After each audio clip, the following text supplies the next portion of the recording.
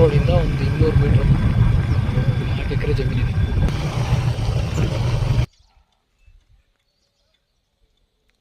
ಸ್ವಂತ TC bore ಎಲ್ಲ ಇದೆ.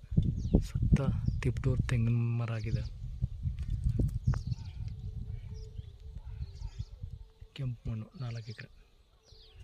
NHಗೆ ಒಂದು 3 ಕಿಲೋಮೀಟ್ರ್ ಆಗುತ್ತೆ ಅಷ್ಟೆ.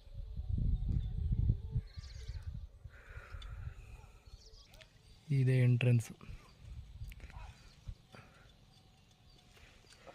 ಸ್ವಂತ TC